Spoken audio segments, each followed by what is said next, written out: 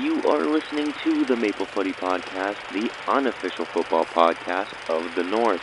I'm your host, Sam Little. Find me on socials at SamLittle44 and the podcast at Maple Footy Pod. And now there's nothing left to say except for sit back, enjoy, and welcome to the show. Hello, yes, welcome back to the Maple Footy Podcast. And today we get to do my favorite thing with this podcast, and that is talk about our Canadian boys. Yes, really, honestly, the reason why this podcast started was to talk about the Canadian men's national team. So, yeah, when we get international breaks, I know a lot of people think that the international breaks, there's too many of them. And while I do agree, because these players play way too many matches, there is that part of me that goes, yes, international break means I get to watch Canada. And yeah, I mean, so am I part of the problem? I guess you could say, yes. Yes, I am part of the problem. But I do also acknowledge that these guys do play way too much. But that's a different conversation, I guess, for a different day, maybe, or a conversation we may just never have. Who knows? But yeah, in traditional Maple Footy fashion, though, we will start out with the Maple Start. And I know you're probably like, Sam, the Maple Start, it's the only Maple thing was the Canadian Shield match against Ukraine. No, it was not. So let me drop some Canadian lore on you from this last week or so. So starting it off, last weekend, before of course he jetted out for Canada, Tani Oluwaseyi grabbed a brace in a 3-1 win over the Seattle Sounders.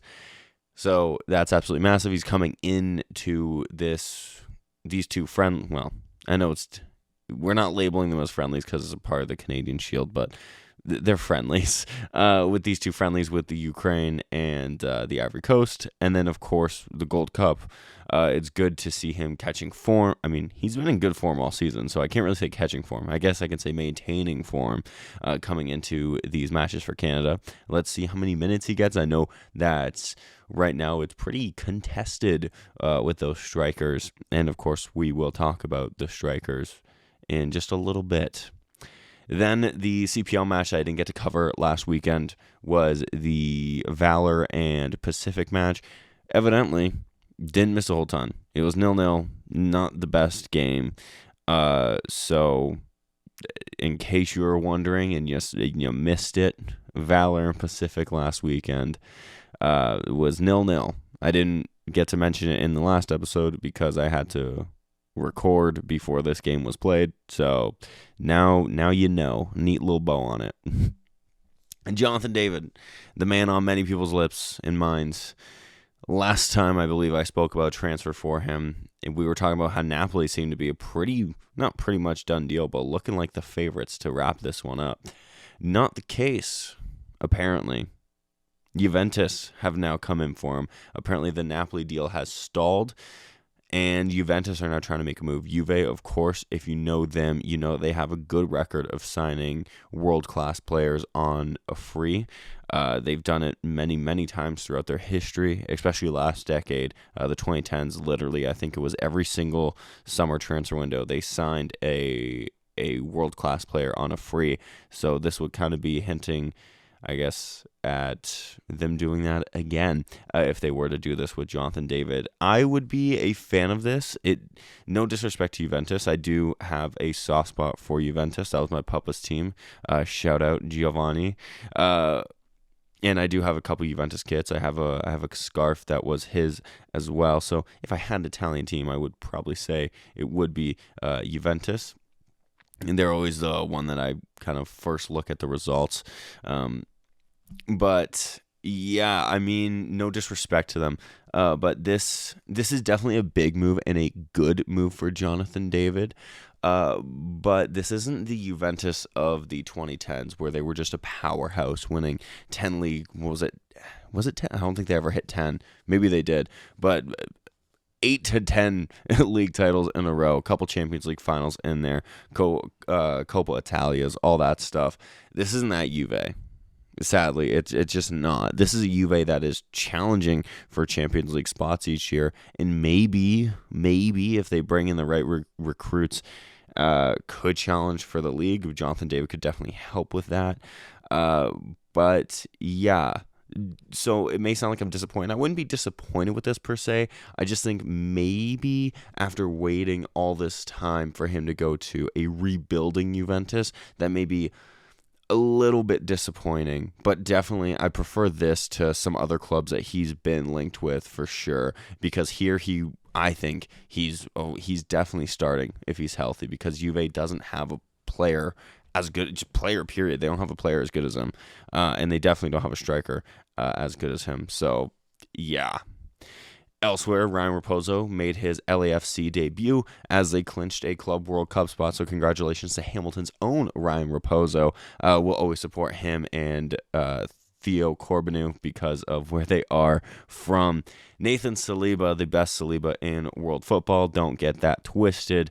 I am saying that, and I fully mean it, is linked with Anderlecht in a 2.7 million bid. Last episode I had said that he was leaving, but there was no official bids. Well, turns out just a few days later that changed. Anderlecht, I think that'd be a great spot for him. Belgium seems to really like Canadians at the moment, with the Davids, Kyle Larin, Tajon Buchanan, all cutting their teeth in Belgium. And Nathan Saliba, the best Saliba in world football, could be the next heir to that. And it would be really cool because as I hit the mic, last episode I had also said Nico Seeger was apparently linked with Anderlecht. I would absolutely love to see both of these young Canadian talents go to Belgium. I think that'd be absolutely massive and really cool to see two young midfielders for Canada getting to play at club level and getting used to each other, getting used to each other's chemistry, develop together. I think that would be really, really cool. Other transfer news, Larin reportedly wants to leave Mallorca. 3 La Liga clubs want him. They were not specified, but yeah, three of them want him. So we'll keep an eye out on that. Elsewhere, Gold Cup squad dropped. It's literally basically the same as the Canadian Shield roster.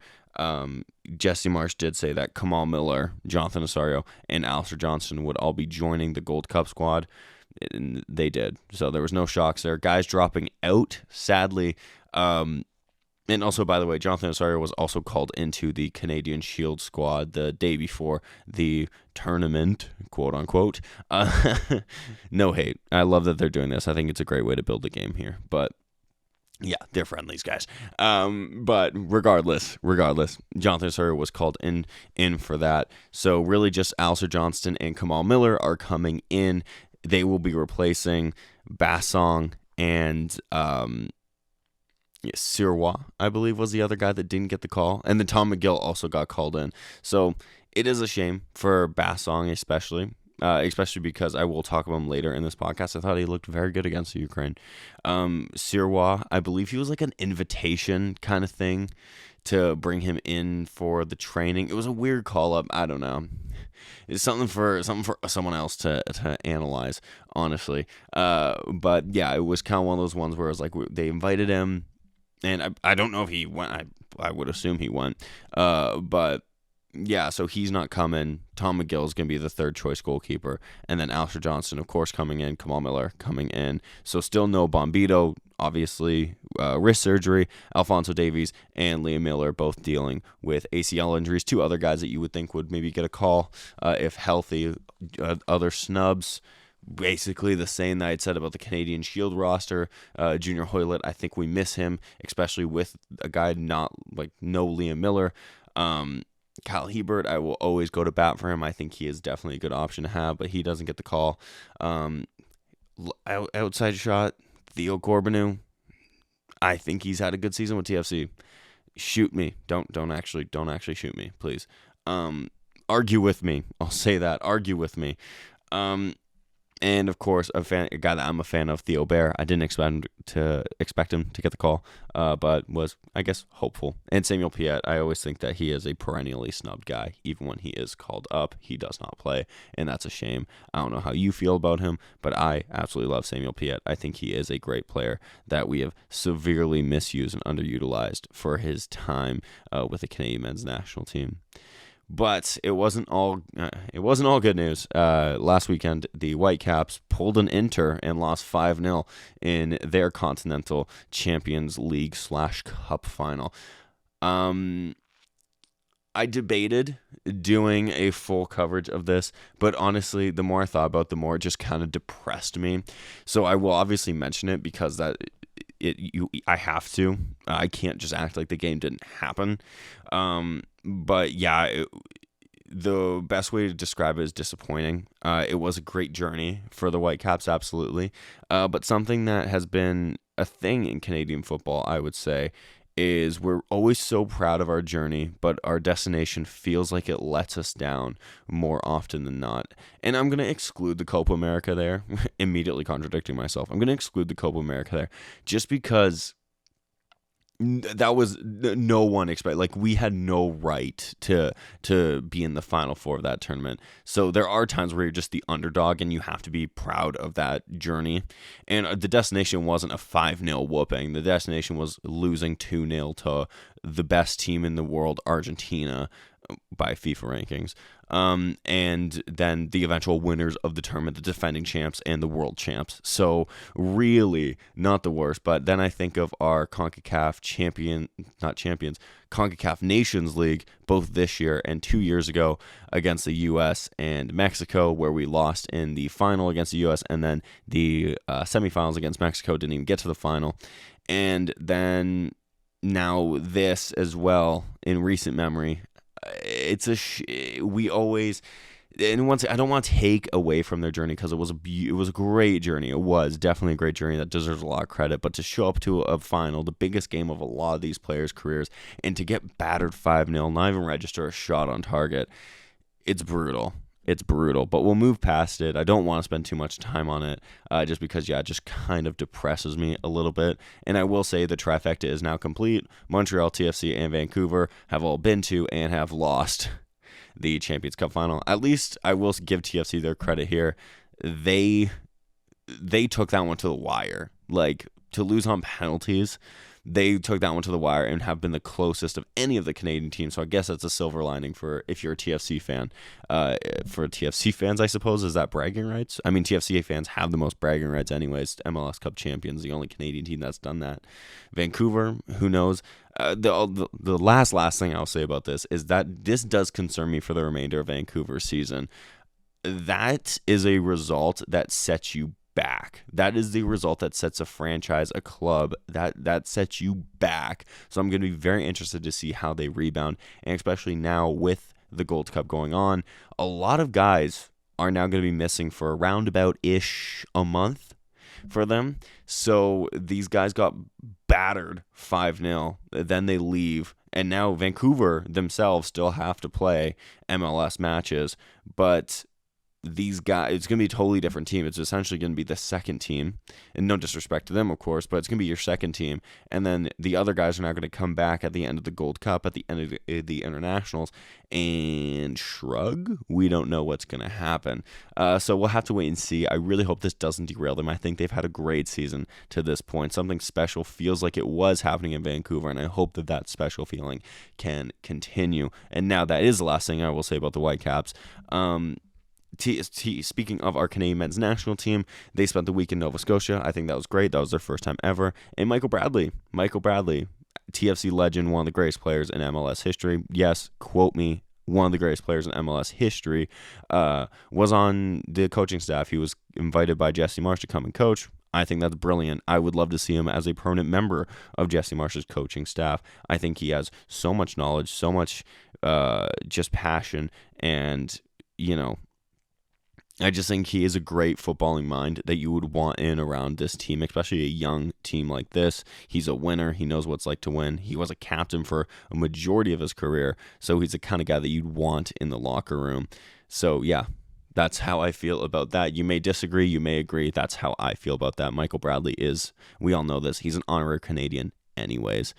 In the CPL this match day, I should say, Valor hosted their first ever school day match, which I think is brilliant. It's been a great success for Forge, so I think all teams should hop on this. And Valor hit a new home record. 11,390 people, students, came out to see them win 3-1. Terrible officiating, by the way. 2 men sent off that should not have ever been sent off. I hope that those red cards get rescinded. That was a terrible, terrible decision from the referee. One of the worst referees in the CPL. I'm sorry. I try not to be super negative on this podcast, but he just is. I won't name drop him. But yeah, just not a good ref in my opinion. But you know, credit to him. I guess he's a ref and I'm not. So yeah, but yeah. Valor wins that game 3-1. One does wonder what the game would have been like if it was 11-on-11 instead of 10-on-10. Now, of course, you're probably going, well, it's an even playing field anyways, but you never know. Those things do change how each team would play that game. And Fosting, by the way, amazing run for Vancouver FC right now. Vancouver FC, you can say what you want about them, but right now, one of the best CPL clubs at nurturing young Canadian talent. Ottawa, just today, as we're recording this, will be yesterday by the time you're listening to it.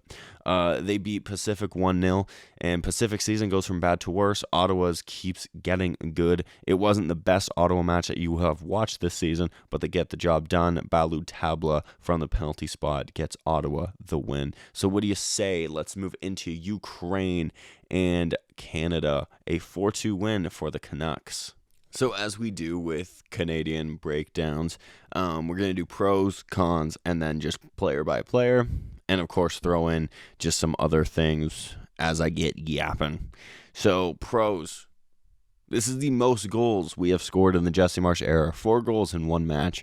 The most before that was a 3-0 against Suriname back in November. I was at that game. Maybe I was the good luck charm. But I wasn't here for this one. But yeah, 4 goals in the Jesse Marsch era, and it could have been more, which feels like a sentiment in most games that we play. But this one, at least, it feels like we capitalize on our best opportunities, which isn't always the case. This is also our first win over European opposition since 2011, and our first time hosting European opposition in Toronto in 27 years. So that's just pretty cool, if you ask me. Nothing really, I guess that's a pro. It's not really like, oh yeah, like this happened. But that's pretty cool, I would say. Something else that was cool, I thought, was definitely a pro, not just cool, was guys getting in that don't usually get in and getting a chance to impress ahead of the Gold Cup, and I think that was very, very good. I saw a stat that was saying between Bassong, Saliba, Segur, Luc de Fougerolles, and Promise David, there were 8 caps between them at the start of that game. So it just shows you Jesse Marsch really put in some guys that bluntly haven't been playing for us through one means or another. So really cool to see those guys get in. A big congratulations as well to Stefan Eustáquio. He racked up his 50th cap for Canada. I was pretty shocked, honestly. It feels like he has more. You know, maybe that's because he just played so much for Canada these last number of years each international window. But yeah, I was pretty shocked that was his 50th. So congratulations to him, our vice captain, our captain on the day as well. So yeah, congratulations to him.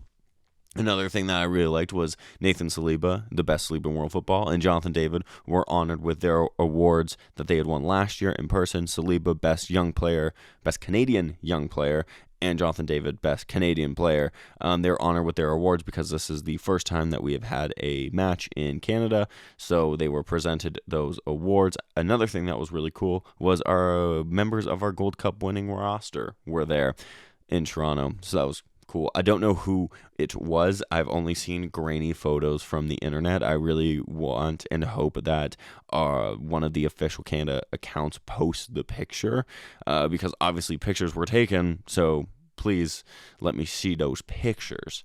And then another pro, I will talk more about him later, but Tajon Buchanan, yeah, if you disrespected my boy, you owe him an apology.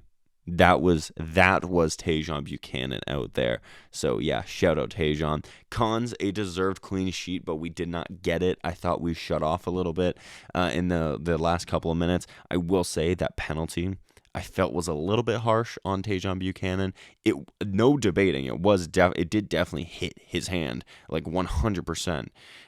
But it felt like one of those ones that was like way too close of proximity for him to be able to react or do literally anything about that. But in the end, it doesn't really matter, I suppose. But outside of that, it's just another instance of us not, I guess, not locking up a game. We've been punished with it before. In the and in the John Herdman era. And it's something that we really, really need to work out the kinks of. Another thing, I already alluded to this a little bit earlier. I think we could have had a couple more. Nelson probably could have been off the bench with 2. Got unlucky, did everything right, hit the post on 1. And Jonathan David probably should have had a hat trick. Jaden Nelson again at the center of that one puts a beautiful ball in for Jonathan David, and Jonathan David just hits it over the bar. You don't see that often from Jonathan David, especially in this form. But yeah, those are just 2 chances I can think of that probably should have won it. And Jaden Nelson, of course, right when he came on, basically seconds after he came on, he had a chance. And it was a pretty tame effort. But yeah, I'll talk more about Jaden Nelson later because I was very impressed by him. Other moments, sloppy moments in defense, look shaky a little bit. And against different opposition, maybe we could have been punished. And our midfield, I will say, still looks overrun. Struggled at points to get a handle on the match and felt bypassed at moments in the game. And of course, your midfield isn't always going to be a brick wall that's going to stop everything before it gets to the defense. But I did feel there was times, maybe it's because Saliba and Eustáquio haven't played together much, but I do also, in all fairness, think that they both had a good game.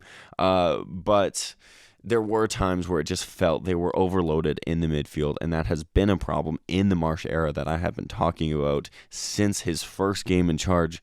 If you don't believe me, go back and listen to those episodes, especially that Copa run. I was harping on it, and I probably won't stop harping on it. It just feels like we don't have enough men in the midfield. And I know he likes to play a 4-4-2 and utilize our 2 wingers and then 2 strikers, but I think that leaves us susceptible in the center of the park with just 2 central midfielders. I do still think 3 central midfielders and then 1 striker, 2 wingers, and a 4-3-3 I think would be more effective for us, especially with the type of players that we have.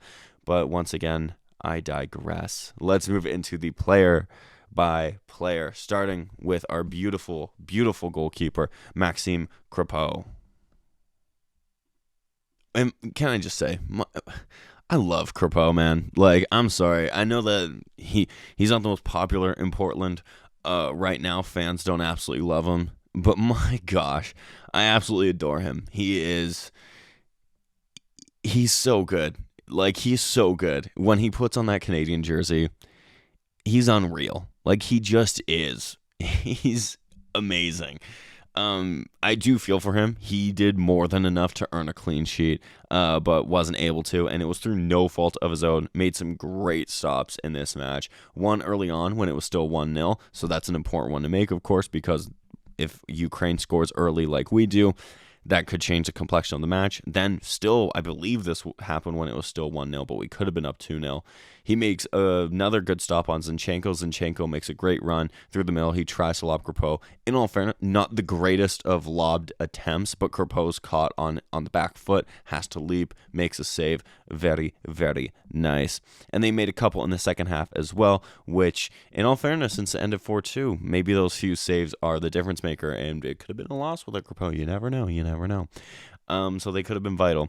Crepeau has been up and down this season, as I kind of alluded to, and I know Marsh picks his goalkeepers based on form, but Crepeau, despite form or anything, when he dons a Canadian kit, he's just a different beast. I said this back during the Nations League, he has to be our number 1 if he is healthy, and I don't mean to disrespect Dane Sinclair. He's been the best goalkeeper in the MLS like this season, especially if you look at the stats. He's got the most clean sheets, all that jazz. But I just think there's something different about Crepeau when he puts on that Canadian kit, and I can't explain it any other way except for it's just a different aura. You just feel so assured with him in the goal for Canada. You can criticize his club form with Portland all you want, even his playtime. Absolutely, you can talk about his lack of playtime, but I just think when it comes down to it, when he puts on the red, white, I know he wears yellow and green as a goalkeeper, and black sometimes, I think. When he wears the badge, the Canadian badge, he's just a different animal. And I do think he needs to get out of Portland. One, because it's a shame that we have two class Canadian goalkeepers competing for one spot at the same club. And two, I don't think Neville's play style suits Maxime Crepeau, and you can really see some of his distribution, I would say, some flaws in in that kind of style of play. I would like to see Crepeau move to, one, be a guaranteed starter, because with Pantemis, he's not a guaranteed starter. And two, I just think you don't see the best of Maxime Crepeau at Portland, which is a shame, because I would love to see, all the Canadians in one club and succeeding, because we have a few Canadians at Portland, but also when you have two goalkeeper Canadians at the same club, it is tough because you want to see them both play, But anyways, Maxime Crepeau is the Canadian Buffon, or maybe Buffon was just the Italian Maxime Crepeau. We will never know. But let's move into our defense. I thought we were a bit shaky to start the match, and that might be a hot take, but then we really grew into the match. So it wasn't shaky for too long, but even when we were like up 1-0 and 2-0, there were moments where I was like, ooh, kind of shaky. But I'm going to start with someone that really impressed me, Zorian Bassong, the former Montreal man who is now playing with Sporting Kansas City. And I want to start by saying I really respect Bassong here. He's one of the few players who was dropped from the Canadian Shield roster going into the Gold Cup. So it will be easy for him to just down tool, go in half-hearted into this match and not really put too much effort into the performance. And before you say, well, he's repping his country or he's a pro athlete, he's also human. And I can't imagine that is a great feeling, being pulled aside, or however he was told, you're not coming to the Gold Cup with us, but you're sticking around for these next two games before the Gold Cup and the build-up.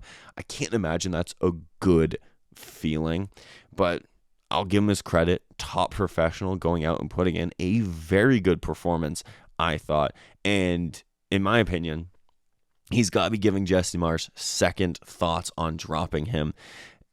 That's just me, especially because it feels like we're lacking a little bit of depth going into the fullback positions for the Gold Cup. We have Atakubi, we have Alistair Johnston, and we have Nico Seeger.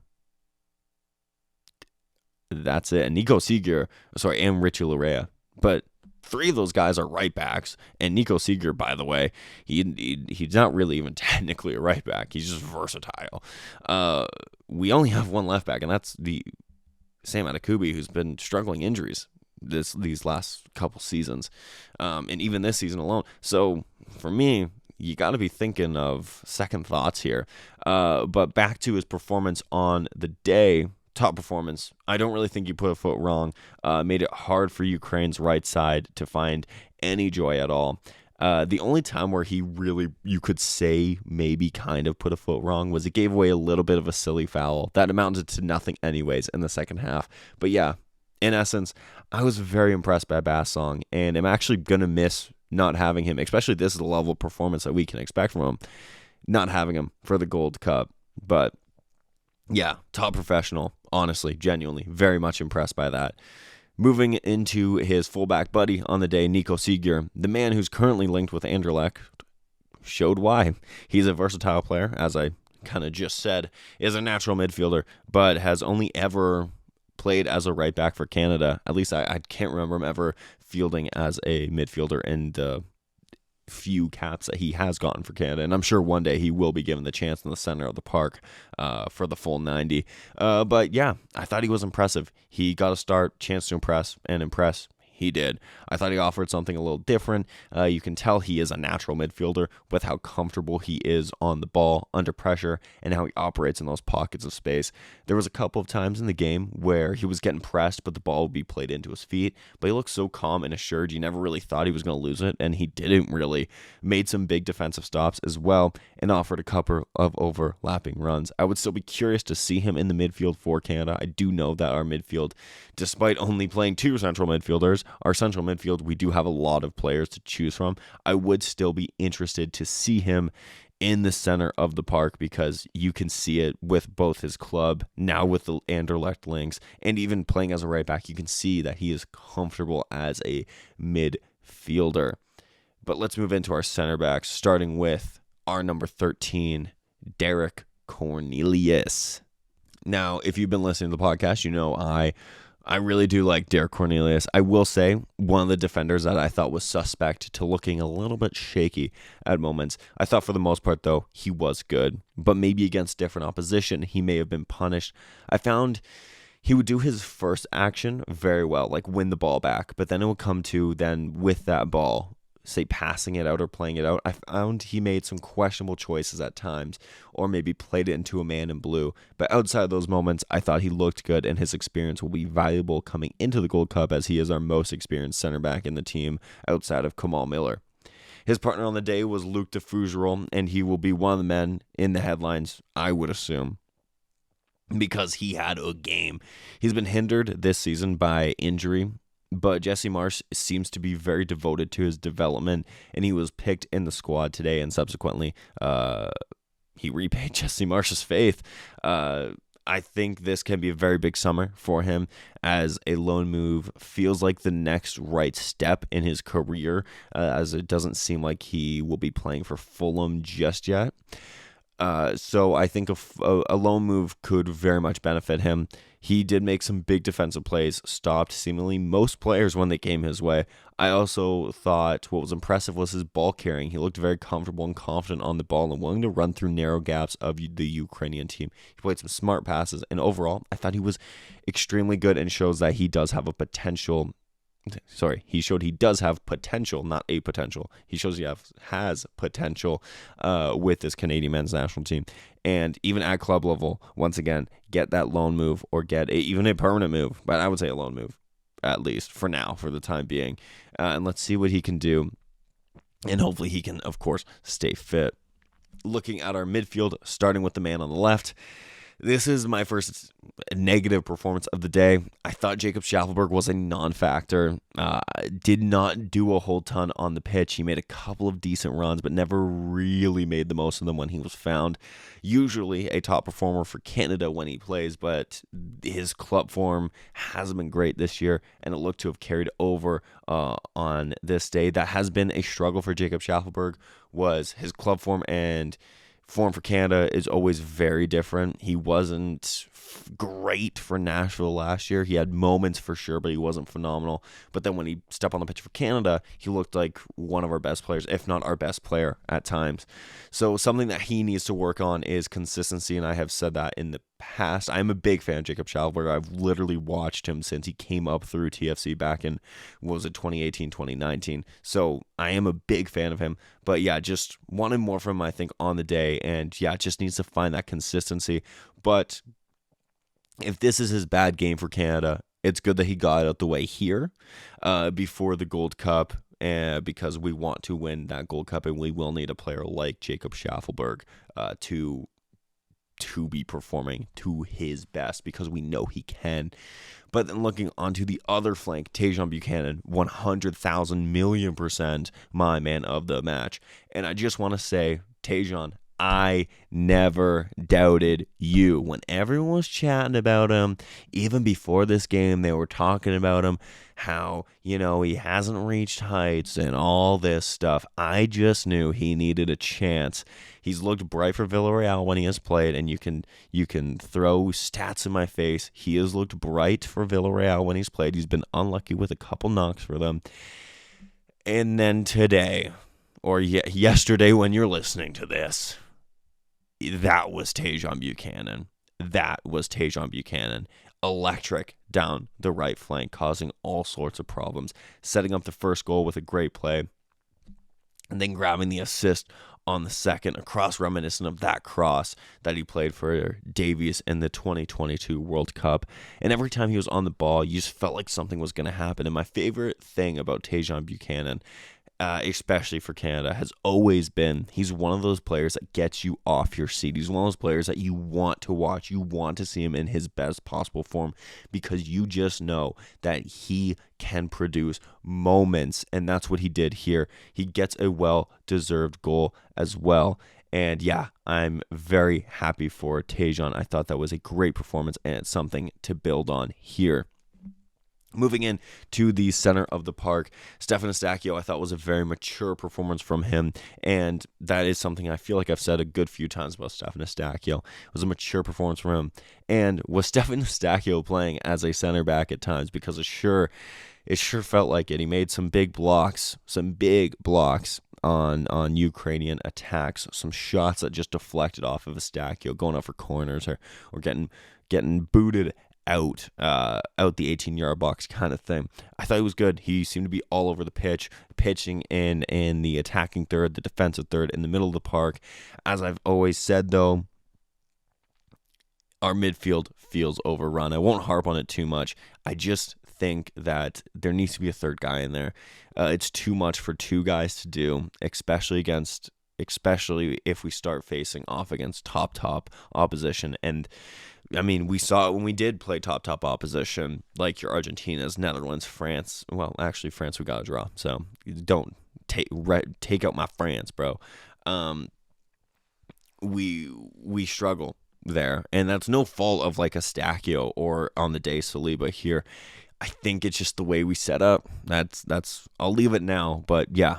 Moving into his partner, very happy that the best Saliba in world football, Nathan Saliba, got the start. It was a chance to impress for Jesse Marsch. I think he's one of those guys that took this opportunity by the scruff of the neck, and he looked very impressive. Yes, he looked shaky at moments, but that was to be expected. I mean, his first, I believe that's his first start for the country. Not his first cap, though, but his first start for the country. And I thought he looked good. He looked very positive, kind of like Eustáquio going forward, chipping in defensively, looked comfortable on the ball. There were times he was overloaded. I won't harp on that.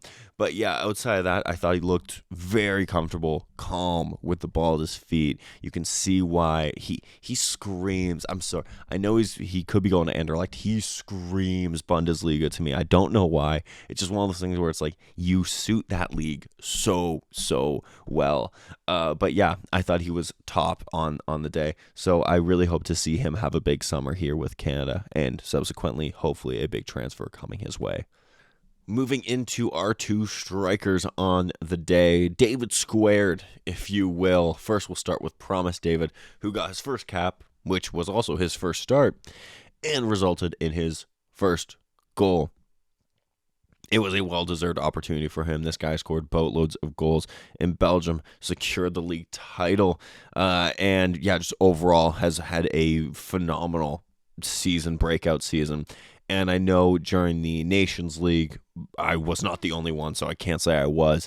I was one of many who was shouting from the rooftops, why didn't Jesse Marsch play him in those matches when we needed a goal, especially against Mexico? And in the States, why didn't he play? Give him a chance. This game really doesn't mean a whole ton. It's a third-place game. We, at least, got what we wanted, and Promise David repaid us and Jesse Marsch. With that being said, not to bring the Promise party down here, I actually don't think he had a great performance. I could be in the minority. I thought he was very erratic, giving away some clumsy fouls and not getting a hold of the ball too much either. And that, obviously, the moment for him is huge. So that plays a part because, once again, these guys are human. These moments will get to you. And not that I'm like, he looked out of his depth. I just think he looked very, as I said, erratic. He looked like he was very hungry to be on there, and sometimes to a detriment. But I do love seeing that he was so hungry and he wanted this game, and that is definitely a positive in a negative, I guess. But yeah, we won't rain on the Promise Party too much because he did get a goal. There was a terrible play from the Ukrainian defense, but it was a great, calm, composed finish from Promise David. I thought he, some strikers, some players in that area may just sky that over, may send it right into the goalie's hands, may just put it off target, but no, Promise David, calm, cool, collected finish. You can see why he got over 20 goals this past season, and I think it's positive for his Gold Cup as well, because he sadly did look like he picked up a knock at the end of the second half and was pulled at halftime. So, which is smart, by the way. Pull him. Don't risk an injury, especially with a potential big Gold Cup coming up and potentially even bigger for him personally, I would say. Potential big transfer on the horizon. So, yeah, definitely keep him healthy. Hope that he's okay. And congratulations on the first cap and first goal. Hopefully, first of many to come. And now, of course, talking about his strike partner, Jonathan David. He leaves with 2 goals. And I mean, did we expect anything else? And a lot was made of him starting on the day. Of course, he's playing really without a contract. So that comes with a pretty big risk. If he picks up an injury, then he probably isn't getting signed anywhere this summer at least. But to his credit, after the game, he did come out and say he just wants to play football. He just wants to be out there. So that's what he's going to do. A part of me loves that and respects that because it's like, yeah, good for you, man. Like, thank you for coming out and playing for Canada and saying that you want to play. You just want to play football. But another part of me is going, Jonathan David, you have not signed a contract yet. If you get injured, you don't have a team. That is scary. And I can't lie, an injury will be in the back of my mind this whole Gold Cup run, unless, of course, he does sign a contract. Because, yeah, it's very nerve-wracking. But credit to him, it was a solid performance as well. He did what he does, dropped back, received the ball, tried to be involved as much as he could in the build-up, and, worked hard defensively and grabbed 2 goals. His first goal was the capper of a very nice Tajon move. His first attempt, of course, is saved. His header was saved, and then the ball bounces kindly to him. Jonathan David is the quickest to react, and that's where he gets his goals, right in and around that 12-yard area. He rebounds it in, and 1-0 within 4 minutes, was it? The second was a header. It was like a world-class header, I'm telling you. It was a looping header, which was essentially like a chip on the Ukrainian keeper. His second half, I thought he was a bit quieter. Probably could have gotten his hat trick, as I alluded to earlier, but leaving the pitch, 2 goals and a win.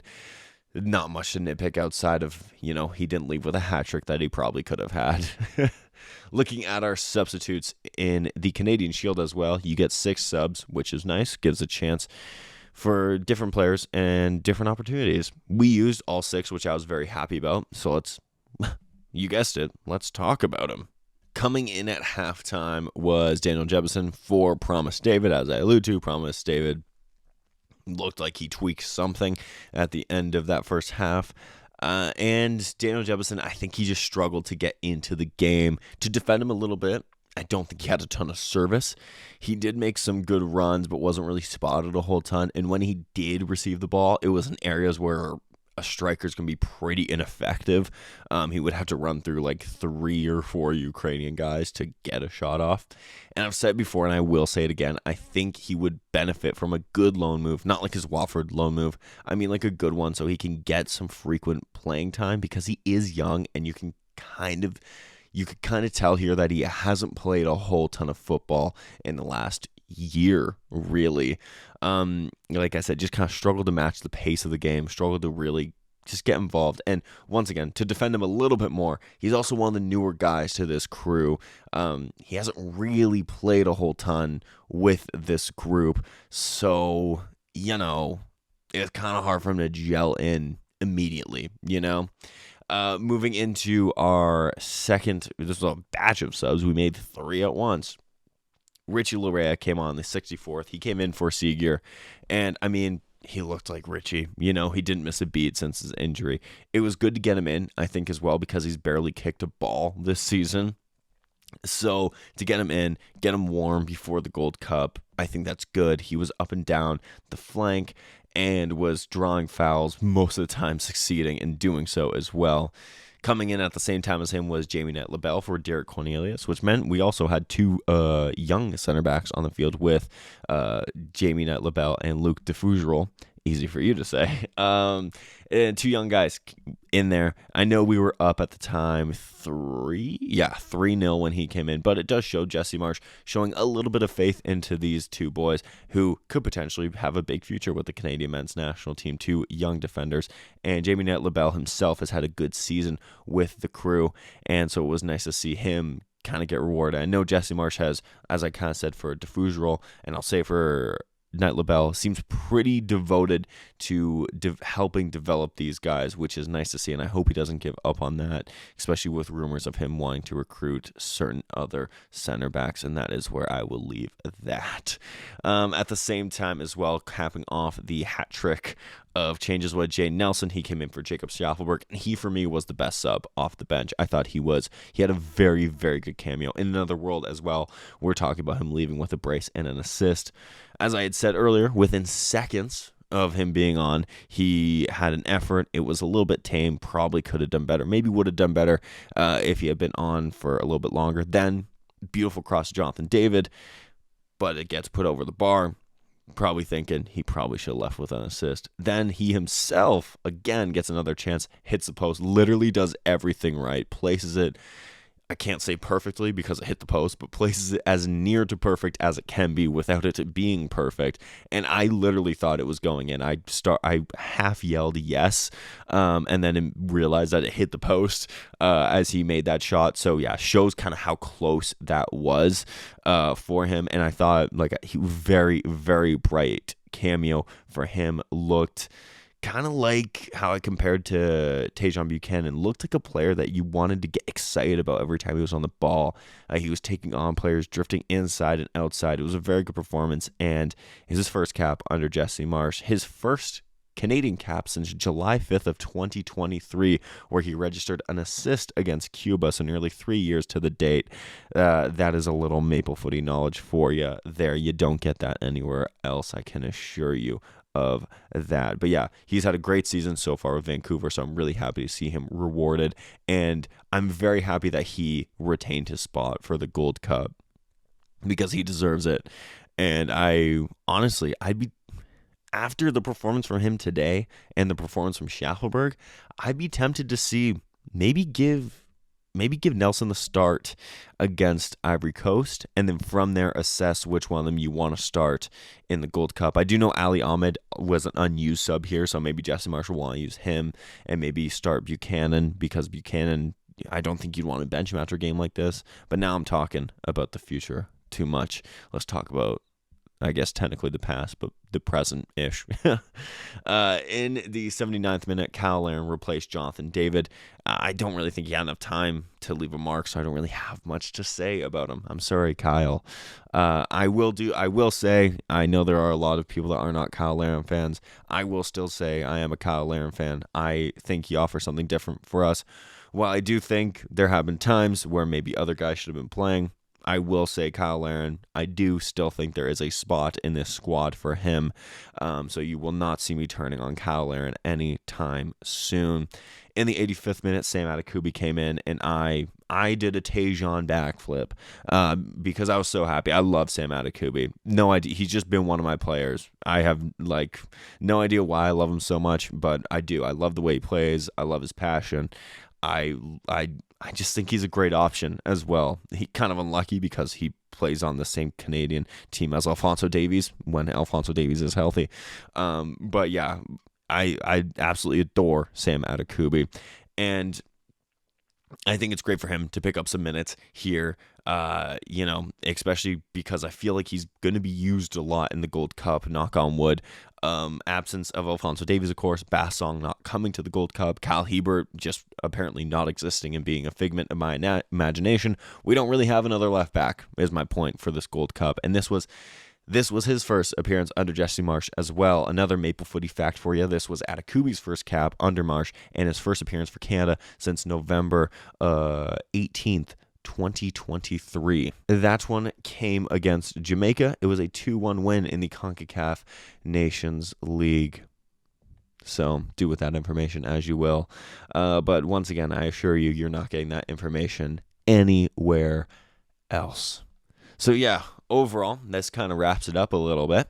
Overall, thought it was a good game for Canada. The only negatives, those 2 goals, there was a few more negatives, but the big negatives were the 2 goals at the end there. As I said, I thought the pen was a little bit harsh, but definitely a handball. Just a matter of, was it too close proximity for Buchanan to really do anything?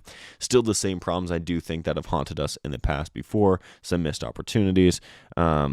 Maybe you think I'm being harsh. I don't know. Obviously, you can't score every single chance you get. But when you have a couple golden opportunities like that, you got to tuck them away.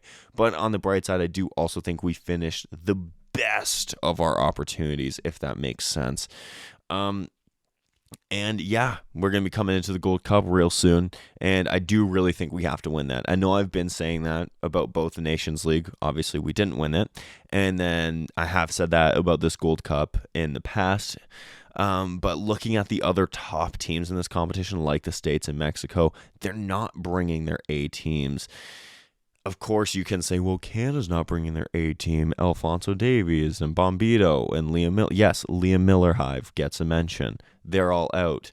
But outside of that, like, this is Canada's A team that you would expect. Like, yes, those guys are a miss, of course, don't get me wrong. But this is Canada's, for the most part, 98% A team. Whereas, like, the States are missing some big players. Mexico's missing some big players. I think we have to win this. And, you know I was critical about the coverage of the Nations League a little bit because all the hype was about us winning that trophy. Almost like we had this divine right to win this trophy. And, all the big outlets were doing this coverage of it's trophy, trophy, trophy, trophy. And yes, of course, the point of these games is to get trophies and to win. But when that is the sole focus, it's only ever going to end in disappointment, But in this specific case, the table is set for us to win this tournament. I think we have to win this tournament, and it will be a disappointment if we don't. I'm going to put that out there now. It's going to be a disappointment if we do not win this tournament. That's not me going, sack Jesse Marsh if we don't win the Gold Cup 2025. But on the other hand, I do think that if we don't win this, we have to be held accountable too, because we have the best squad going into this. We have the best form going into this based off of, these results today, because the States and Mexico both lost. I know there are other teams in the Gold Cup, but States and Mexico are usually looked at as the 2 favorites. So yeah, I'll be interested to see how we do in that, but that's, of course, we'll be covering that, so that it will be stories for a different day and different time. But yeah, that wraps it up, I think. 4-2 against Ukraine. I will be covering our next match against the Ivory Coast. In there, I will also talk about the CPL and MLS action in between now and then as a part of that Maple start. And then after that, that'll bring us to the Gold Cup. So yeah, stick around for all the fun summer Canadian footy. Like I said, I think we have to win this Gold Cup. I'm putting... After literally just saying you can't put this expectation on the team, I'm putting that expectation on the team. I think we have to expect a win in this Gold Cup. I think it's what's needed heading into the World Cup. I said it. There you have it. But yeah, I hope you enjoyed. As I said, this is why I made this podcast, was to talk about these guys. And it's always my favorite time when it's an international break, even though, yes, these guys do play way too many games. Maybe just cut out club football. I'm kidding. Don't do that. I like Chelsea and Forge and all those guys too much. But yeah, maybe cut back on games somewhere else, not internationals though. Keep playing those. I like them. But yeah, thank you so much for listening. Stay tuned, of course, for the Ivory Coast wrap up. Of course, when that game happens, and then Gold Cup coverage, and then wherever else the summer will take us. So yes, thank you so much for listening. Follow me everywhere. It plays at the start. You know where to find me, Sam Little 44 and Maple Footy Pod everywhere. So yes, thank you so much, and until next time, cheers, everyone. And that was your Maple Footy podcast. Thank you so much for listening. Check my socials for any and all future updates. Remember to support Canadian football, be kind, and until next time, live, laugh, little.